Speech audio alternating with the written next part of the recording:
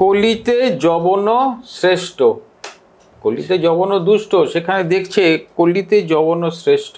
ঠাকুর নিয়ে এসে ওই ফাইলে ওই কাগজ রেখে দিয়ে গেল, সে প্রণাম করে আর হাউ হাউ করে কাঁদছে। তখন ঠাকুর বলছেন, এতটুকু সহ্য করতে পারলেন না? নমস্কার, বাস ভাইবে আপনাদের স্বাগত। শ্রী শ্রী রাম ঠাকুরের আরও কিছু অলৌকিক ঘটনা আজকে আমরা আরও একবার শুনব শ্রী রামনারায়ণ বাবুর মুখ থেকে।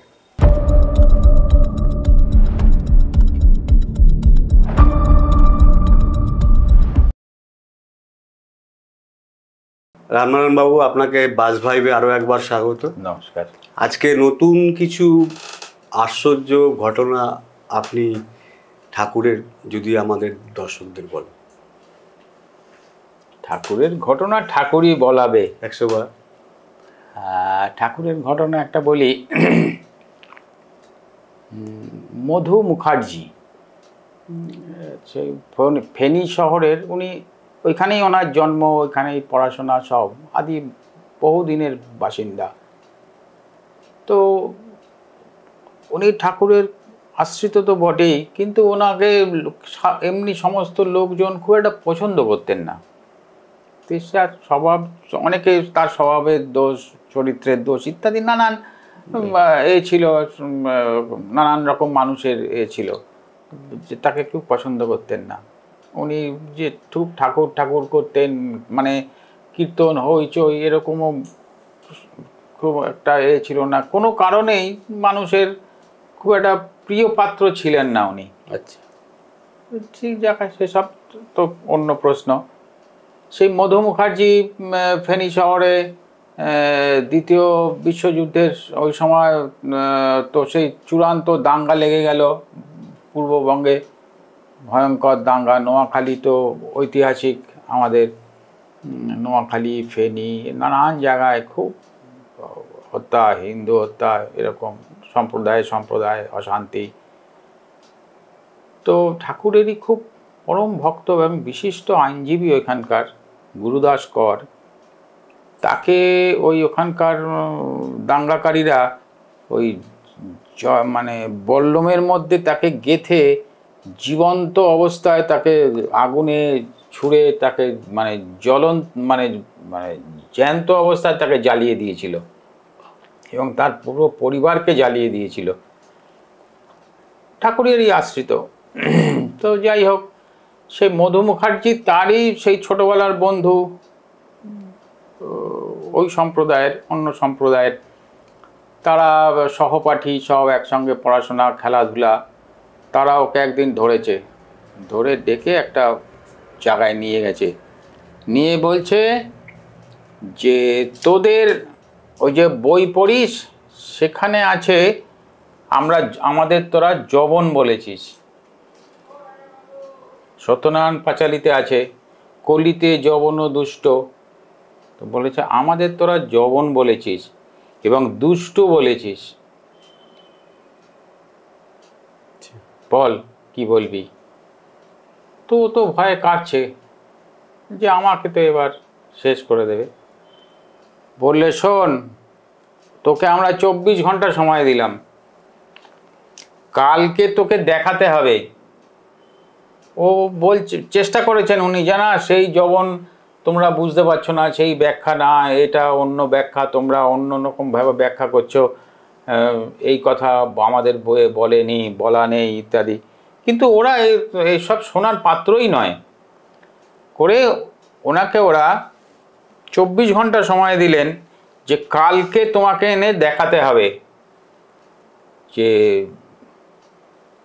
এটা ভুল, কোনো ভালো ব্যাখ্যা দিতে হবে, আর নয় তোমাকে কিন্তু তুমি বুঝতেই পারছো পালিয়ে কোনো লাভ হবে না, তুমি তো যাবে, তোমার গোটা পরিবার শুদ্ধ সব ধ্বংস হয়ে যাবে। বেচারা মধুবাবু খুব মানে মন মরা হয়ে, চিন্তাগ্রস্ত হয়ে বাড়িতে এসছে, কিন্তু বাড়িতে কাউকে বলতে পারছে না যে কি হয়েছে। হ্যাঁ, আমি তো অশান্তিতে ভুগছি, আরও 5 জনকে অশান্তিতে ফেলে দেবো, সেই জন্য উনি কাউকে কিছু বলতে পারছেন না, নিজের ভেতরেই। আর প্রচণ্ড অশান্তি, প্রচণ্ড একটা ভয়, আতঙ্ক ওনার মধ্যে যে আমি তো গেছি, চলেই যাব এবার, এবং আমার পরিবারই চলে যাবে, সব শুদ্ধ শেষ। সারা রাত তো ঘুম এলো না। হ্যাঁ, সকাল হয়েছে, ঠিক ওই আবার পালিয়ে যে যাব সেটাও লক্ষ্য করছে যে ওনাকে পাহারায় রেখেছে, তারা আশেপাশে ঘুরছে, তাকে পাহারায় রেখেছে যেন পালিয়ে যেতে না পারে। তো মৃত্যু তো হবেই। সকালবেলা নির্দিষ্ট সময়ে পরের দিন ওই বইটা নিয়ে, পাঁচালী, সত্যনারায়ণ পাঁচালীটা নিয়ে একদম দুরু দুরু বুকে হয়ে ওরা যথারীতি এসে বাড়ির সামনে দাঁড়িয়ে আছে, চল। তাকে নিয়ে গেছে, নিয়ে গিয়ে ওই যে দিয়ে ওকে কাটবে, মারবে, হত্যা করবে, সেই সমস্ত অস্ত্রই ওরা ওর সামনেই ঘোরাচ্ছে, দেখাচ্ছে, আলোচনা করছে ইত্যাদি। এরপরে তো মধুবাবুকে বলছে, এবার বার কর, দেখা, তুই ব্যাখ্যা কর, ব্যাখ্যা দে। এবার মধুবাবু পাঁচালীর ওই পাতা উল্টেছে, উল্টে দেখছে লেখা আছে কলিতে যবন শ্রেষ্ঠ। কলিতে যবন দুষ্ট, সেখানে দেখছে কলিতে যবন শ্রেষ্ঠ। আমি ভুল দেখছি না, আবার দেখছে না কলিতে যবন শ্রেষ্ঠ, না না ভুল হচ্ছে। ভালো করে চোখ টোক মুছে টুছে, না তে তো ঠিকই যবন শ্রেষ্ঠ লেখা আছে। তখন ও বলছে কিরে দেখা, তখন বলছে এই দেখো, তো ওরাও দেখছে যে হ্যাঁ কলিতে যবন শ্রেষ্ঠ। আরে তখন তাদের মধ্যে একজন পান্ডা বলছে, আচ্ছা শ্রেষ্ঠ তো নয় হলো, ঠিক আছে, আমাদের তো যবন বলেছিস।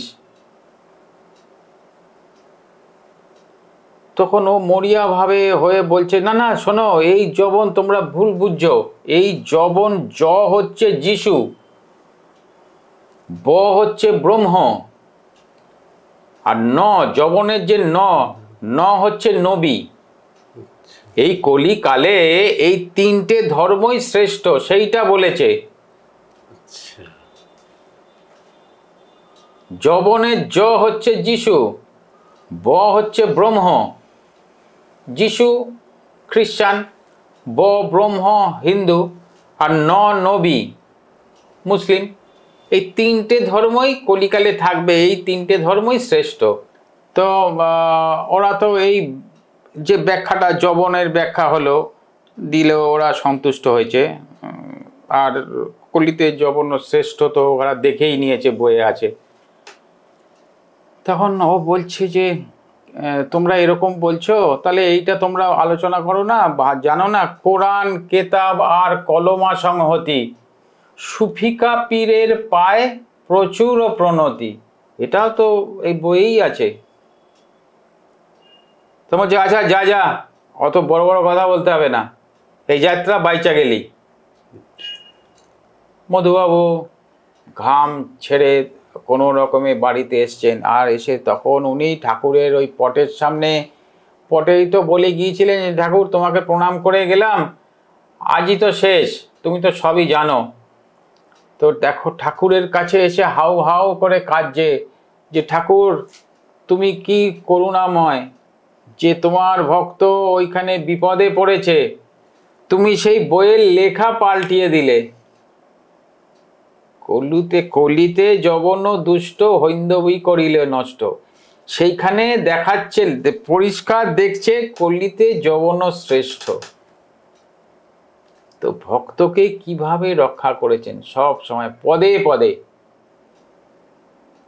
এইটা আমি পড়ছিলাম মধু মুখার্জির, পরে তো যাই হোক এই বেঁচে গেলেন, পরে দাঙ্গা একটু কমতেই উনি ওইখান থেকে, জীবিত না না উনি মারা গেছেন। উনি সব পরিবারে সব ওইখানে ছেড়ে দিয়ে উনি আমাদের এই পশ্চিমবঙ্গে চলে এসেছিলেন। আচ্ছা, এইখানেই কলকাতায় থাকতেন। তো যাই হোক, তো দেখো ঠাকুর মানে তার আশ্রিতদের, শুধু আশ্রিত নয়, তাকে যারা স্মরণ করেছেন তাদেরকে উনি পদে পদে কিভাবে রক্ষা করেছেন, আমরা সবসময় বুঝতে পারি না। কিন্তু ওই যে বলছেন না যে আপনার লগে লগে থাকি, উনি তো সবসময় বলেছেন আপনার লগে লগে থাকি। তোমাকে একটা আরেকটা গল্প বলি, খুব সাধারণ ঘটনা এটা, একদম কিছু বছর আগের, কয়েক বছর মানে হয়তো 5-7 বছর 5-6 বছর হবে। ঠাকুরেরই ভক্ত, স্বামী স্ত্রী একটি ছেলে, তাদের তিনজনই ঠাকুরের আশ্রিত। তো ওই মা আর কি, স্ত্রী যে ছেলেটির মা খুব গুরুতর অসুস্থ, খুব কঠিন রোগ, চিকিৎসা চলছে, সবাই চিন্তাগ্রস্ত, হাসপাতালে আছে, নানান পরীক্ষা নিরীক্ষা হচ্ছে। তো একটা দিনের ঘটনা হচ্ছে যে একটা পরীক্ষা হয়েছে, সেই পরীক্ষার রেজাল্টটা, যে রিপোর্টটা,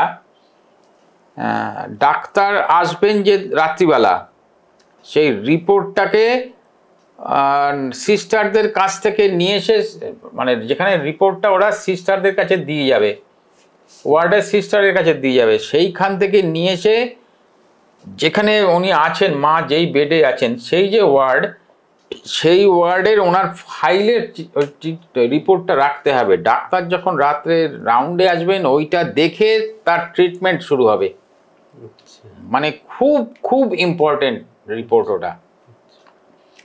তো ছেলে পড়াশোনা বা চাকরির জন্য ছেলে একটা জায়গায় আটকে আছেন, বাবা চাকরি করে ওই দক্ষিণ, মানে ওই বেহালা, ডায়মন্ড হারবার ওইদিকে কোথাও, সাউথের দিকে, হ্যাঁ ওইদিকে। তো ছেলে বাবাকে ফোন করে বলছে যে তুমি সন্ধ্যের মধ্যে ফিরতে পারবে, ওই রিপোর্টটা মাস্ট, ওটা নিয়ে ওই বাবার ওই মার ওই ফাইলে রাখতেই হবে, ডাক্তার আসবেন, কেননা আমি যে অবস্থায় ফেসে আছি আমি মনে হয় পৌঁছতে পারবো না। আচ্ছা। বাবাও বলছে যে দেখ, আমি যেরকম এখানে কাজে হয়ে আছি, আমি এখনো যদি বেরোই, যা অবস্থা, আমি এর মধ্যে ওইখানে পৌঁছতে পারবো না। তো দেখো, তুমিও চেষ্টা করো, আমিও চেষ্টা করি। এই করে ছেলে যখন এসে শুনছে ডাক্তার রাউন্ড দিয়ে চলে গেছে, তখন বাবাও সেই সময় প্রায় এসছে আগে পরে। তাহলে রিপোর্টটা তো আনা হয়নি। তো সিস্টারকে সিস্টার বলছে না, রিপোর্ট তো, ডাক্তার তো রিপোর্ট দেখেই সব ট্রিটমেন্ট দিয়ে গেছেন, ওষুধপত্র সব দিয়ে গেছেন, এই ট্রিটমেন্টটি তো চালু হয়ে গেছে। তো ছেলে বাবাকে বলছে তুমি কি রিপোর্টটা নিয়ে এসছো? বাবা বলছে না না, আমি তো আসতেই পারিনি, আমি কি করে রিপোর্ট আনবো? ছেলে বলছে আমিও তো রিপোর্ট আনিনি ওইখান থেকে, যে রিপোর্টটা নিয়ে আসবে। তাহলে রিপোর্টটা আনলো কে? ওই ওয়ার্ড বন্ধ তো হয়ে গেছে, রাত তো তখন। তো পরের দিন ছেলে সকালে গেছে, গিয়ে ওইখানে জিজ্ঞেস করছে যে রিপোর্টটাকে নিয়ে গিয়েছিল, আমরা তো কেউ, আমার বাবাও আসতে পারেনি, আমরাও আসতে পারিনি, আমিও আসতে পারিনি, কিন্তু ফাইলে রিপোর্টটা ছিল। বলছে কেন? একজন বয়স্ক ভদ্রলোক এসেছিলেন তো, একজন বেশ বয়স্ক মানুষ এসেছিলেন, উনি এসে বললেন যে ওই রিপোর্টটা দিন, পেশেন্টের নাম বলে রিপোর্টটা দিন, এটা খুব গুরুত্বপূর্ণ রিপোর্ট, এইটা নিয়ে ফাইলের না থাকলে ডাক্তারবাবু চিকিৎসা করতে পারবেন না। উনি তো নিয়ে গেলেন আমার এখান থেকে। এটা গুরুদেবের মহিমা। দেখো ঠাকুরের, তখনও আমাদের যখন বলছে যে কাকু বলো, তখন আমাদের অবস্থা কি, কাঁপছি তখন আমরা, যে কি, যে ঠাকুরকে ডাকছি, যে ঠাকুর আমি তো পৌঁছতে পারবো না, বাবাও আসতে পারবে না, কিন্তু রিপোর্টটা ওই ফাইলে, যদি মার ফাইলে না থাকে তাহলে চিকিৎসা শুরু হবে না। খুব কঠিন জটিল রোগ। সেই মা এখন সুস্থ আছে, অনেক সুস্থ আছে, খুব ভালো আছেন। চিন্তা করো, ঠাকুর নিয়ে এসে ওই ফাইলে ওই কাগজ রেখে দিয়ে গেল। উনি কি আশ্রমে আসেন? হ্যাঁ, মাঝে সাঝে আসেন, আগে খুব আসতেন, বাবা মারা যাওয়ার পরে এখন চাকরি বাকরি ইত্যাদি, মা অসুস্থ থাকে, হ্যাঁ, তো এখন আর অতটা হয় না, ফোনে মাঝে সাঝে কথাবার্তা বলে। দাদা তোমাকে একটা কথা বলি, আমাদের এই আশ্রমে আসার তুমি ঠিক পথটা একটু আমাদের দর্শকদের বলে দাও। অনেক ফোনের থেকে কোয়ারি আসছে যে আমরা এই আশ্রমে যাব কি করে, তুই তোমার মুখ দিয়ে একটু আশ্রমে আসার সব থেকে সহজ রাস্তা হচ্ছে হাওড়াতে, হাওড়া হয়ে যদি ট্রেনে আসেন কেউ তাহলে বেলুড়ে অথবা বালিতে, বেলুড়ে নামলেও হবে, পশ্চিম দিকে যেদিকে নামবেন সেই দিকেই নেমে এসে নিচে আছে রিক্সা, সামনে এগিয়ে গেলে অটো, তারও একটু দুপা এগিয়ে আসলে টোটো, ওখানে ষষ্ঠীতলা বলতে হবে বা ঘোষপাড়া কৈবল্যধাম, ষষ্ঠীতলায় নেবে 10 টাকা ভাড়া নেবে, বললেই হবে ঘোষপাড়া কৈবল্যধাম যাব, যে কেউ দেখিয়ে দেবে, রিক্সাওয়ালারাও নিয়ে চলে যাবে। আবার বালিতে নেবে, বালি স্টেশনে নেবে, সেও ওই পশ্চিম দিকেই আসতে হবে, এসে ওইখানে রিক্সা বা টোটোকে বলতে হবে যে ঘোষপাড়া পঞ্চায়েত অফিস, বা ঘোষপাড়া যদি রাজি হয় তারা ঘোষপাড়া কৈবল্যধাম আশ্রম। হ্যাঁ, যদি কেউ বাসে করে আসতে চায়, বাসে করে আসলে বালি হল্টে নামতে হবে, বালি হল্টে নেবে, ওই নিচে সিঁড়ি দিয়ে নিচে নেবে, ওইখানে নিচেই সমস্ত টোটো আছে, তারা সবাই জানে, বললেই হবে যে ঘোষপাড়া কৈবল্যধাম মন্দির, বোধহয় 20 টাকা করে ভাড়া নেবে এরকম একটা কিছু, একদম বাড়ির ওই মন্দিরের গেটের সামনে আসবে। যাই হোক, যাদের আসার এখানে কোয়ারি আছে, দাদা আমাদের রামনারায়ণ বাবু আপনাদেরকে পুরো আসার রাস্তাটা বললেন, আপনারা আসতে পারেন। নেক্সট যে আমরা ঘটনায় ছিলাম, আরেকটা খুব আমি পড়ছিলাম, ওই যে তোমাকে আগে আমি একদিন বলছিলাম, কোনো এক এপিসোডে বলেছি, ছন্নাবতার বলে একটা বই পড়ছি, আমাদেরই আত্মীয়,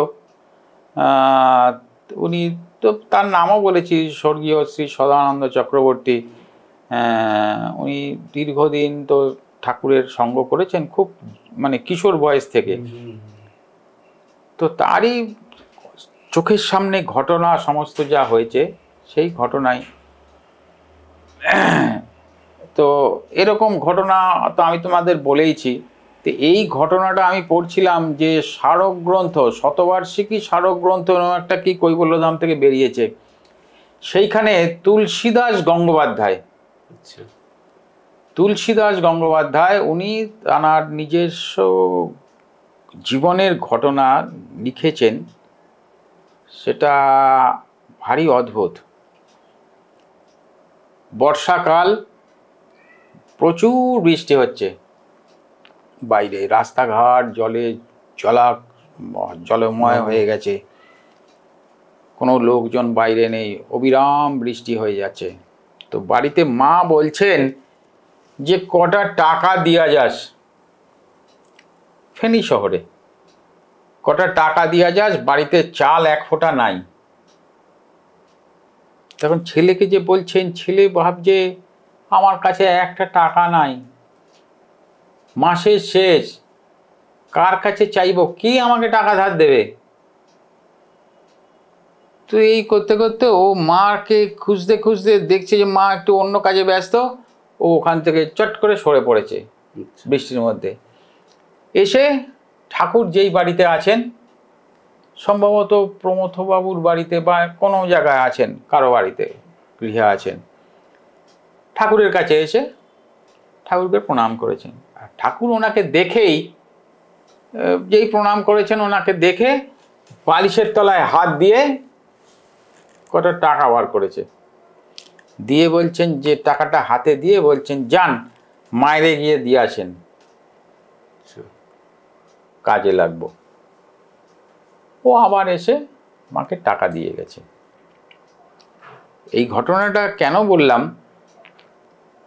এখন মাকে যখন মা যখন ওকে বলেছে যে ছেলেকে যে কটা টাকা দিয়া যাস, ও ভাবছে যে ধর এই চিন্তা আমি করি কেন, হ্যাঁ,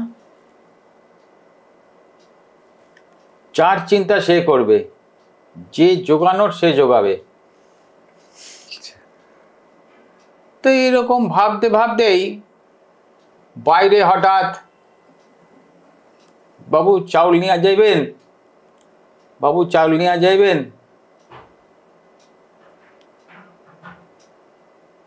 কে না, বাবু চাউল নিয়ে যাইবেন, বলে ভিতরে আসো। ভিতরে এসছে, এসে বলছে, বাবু ওই যে চাউল, বলে আমার তো আতপ চাল লাগবে। বলছে হ আতপ চালই আছে। খুলেছে আতপ চাল। তখন বলছে তাকে যে দেখুন আমি তো এখন মাসের শেষ, আমার কাছে কোনো টাকা পয়সা নাই, মাসের 2-3 তারিখের আগে আমি আপনাকে কিছু দিতে পারবো না। তখন বলছে না, এখন আমি আপনাকে খুব ভালো চিনি, এখন আপনাকে কিছু দিতে হবে না, আপনি মাস খাবারেই ওই মাসের এতেই দেবেন আমাকে। তো চাল হয়ে গেল। তার আর তো কোনো চিন্তা নেই, গেছে। ঠাকুরের সঙ্গ করেন সব সময়, বেশিরভাগ সময় পেলেই ঠাকুরের সঙ্গ করেন। তো এইভাবে উনি কর্মসূত্রে ট্রান্সফার হয়ে গেছেন ফুলগাজী বলে একটা জায়গায়। ফুলগাজী বাংলাদেশ। আচ্ছা, বাংলাদেশ, সবই বাংলাদেশ ঘটনা। ফুলগাজী একটা জায়গায়, সেখানে ট্রান্সফার হয়ে গেছেন। তো ফুলগাজী থেকে ওনার ভাইপো, তার ছেলের অন্নপ্রাশন। তো উনি যাচ্ছেন, সে থাকে বিক্রমপুরের ওইখানে সেরাজ দীঘা বলে একটা জায়গা, সেইখানে থাকে। তো সেইখানে যাবে, যাওয়ার পথে ওই বোধহয় ফেনীতেই ঠাকুর আছেন যেই বাড়িতে, খবর পেয়েছেন। তো যাওয়ার পথে আমি ঠাকুরের সঙ্গে দেখা করে যাই। ঠাকুরের কাছে এসছে, ঠাকুরকে প্রণাম করেছে। ঠাকুর বলছে এখন কোথায় যাচ্ছেন, যান। তখন বলছে যে এরকম সেরাজ দীঘায় সুরেনের ছেলের অন্নপ্রাশন, ওইখানে যাইতাছি। বলে আমিও আপনার লগে যাবো।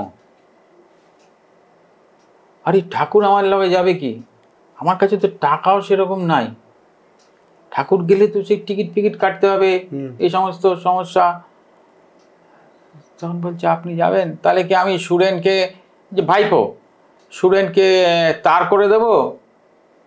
বলে হ্যাঁ দেন গিয়া। বলে তাইলে আমি টিকিট কেটে আনি? বলে হ্যাঁ আনেন। ও তোর সুরেনকে তার করে দিয়েছে, দিয়ে এবার টিকিট কেটে নিয়ে এসছে। এই যে ঠাকুরের সঙ্গে তার এইসব কথাবার্তা, বাড়ির যে মালিক সে কিন্তু জানে না। আচ্ছা, এবার সে কি করে জেনে ফেলেছে? এবার ওই তুলসীবাবু যখন বাড়ি ফিরে এসছেন, ঠাকুরের ঘরে ঢুকেছেন, সেও এসছে তার সঙ্গে কয়েকজনকে নিয়ে এসেই একদম তার কলার চেপে ধরেছে। আচ্ছা, যে হ্যাঁ আমি শুনলাম আপনি ঠাকুরকে কোথায় নিয়ে যাচ্ছেন এখান থেকে। তো সে আকাশ থেকে পড়েছে, বলছে আমি কোথায় নিয়ে যাব ঠাকুরকে, ঠাকুরই আমার সঙ্গে যেতে চাইছেন। বলছে আমি কিছু জানতে চাই না, বলে ওনাকে টানতে টানতে বাইরে নিয়ে গেছে, বোধহয় 2-1 ঘাত দিয়েওছে। দিয়ে বলছে আমি কিচ্ছু জানতে চাই না, এই যাওয়া আপনাকে আটকাতে হবে। বলছে আপনিই বলুন ঠাকুরকে। বলে আমি কিচ্ছু জানি না, এই যাওয়া আপনাকে আটকাতে হবে, এই আমি আপনাকে বলে দিয়ে গেলাম। বলে তাকে শাসিয়ে উনি চলে গেলেন। সে তো দুঃখে অপমানে তুলসীবাবু বাইরে, ঠাকুরের সামনেই হলো, ঠাকুর কিছু বললেন না, চুপ করে। ঠাকুর যেন নির্বিকার, তুমি আমাকে টানতে টানতে কয়েক ঘাত দিয়ে নিয়ে গেলে, ঠাকুর যিনি বসে আছেন, যার কাছে এসছি, সে কোনো উচ্চবাচ্যই করলো না। তো খুব দুঃখিত, কাঁদো কাঁদো হয়ে গেছে। তো যাই হোক ঠাকুর কাছে এসছে, তখন কাঁদছে। ঠাকুর যেন তার দিকে তাকিয়ে, কিছুই হয়নি, আপনার আবার কি হইল?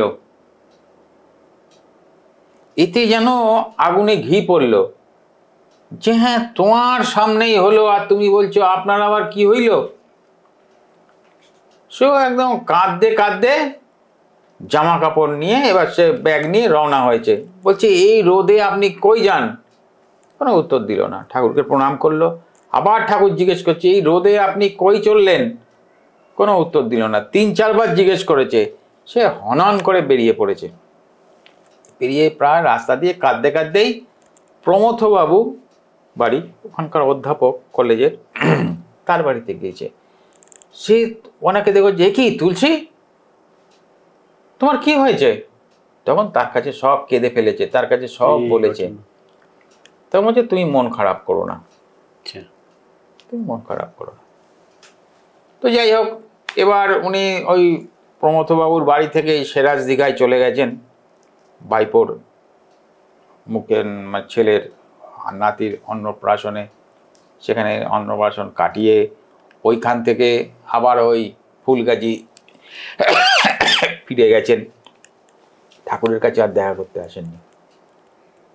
আর মনে মনে শপথ করেছেন যে আর এই প্রাণ থাকতে আর তোমার কাছে যাব না, ওই তোমাকে পটে পূজা করব, পটে প্রণাম করব, পটেই সব, আর আমি সাক্ষাৎ তোমার সাক্ষাৎ হব না। একদিন যায়, দুদিন যায়, 3 দিন যায়, মনের মধ্যে একটা কষ্ট, ব্যাকুলতা, একটা কষ্ট। তারপরে ক্রমশ কষ্ট আরও বাড়ছে, যেন খুব মানে ইচ্ছা হচ্ছে ঠাকুরের কাছে একটু যাই, ঠাকুরকে একটু দেখি। এর মধ্যেই একটা চিঠি এসছে, চিঠি এসছে যে আপনাকে ঠাকুর এক্ষুনি খুব তাড়াতাড়ি শীঘ্রই দেখা করতে বলেছেন, ঠাকুর আপনাকে দেখার জন্য খুব খুব ব্যাকুল হয়ে গেছেন। আর চিঠিটা পেয়ে সেই মুহূর্তেই সে রওনা হয়ে গেছে, উনি রওনা হয়েছেন, ঠাকুরের কাছে এসছেন, ঠাকুর ওই বাড়িতেই আছেন, ঠাকুরের কাছে এসছেন, এসে প্রণাম করে আর হাউ হাউ করে কাঁদছে। তখন ঠাকুর বলছেন, এতটুকু সহ্য করতে পারলেন না? কত বড় হয়েছেন যে এতটুকু সহ্য করতে পারলেন না?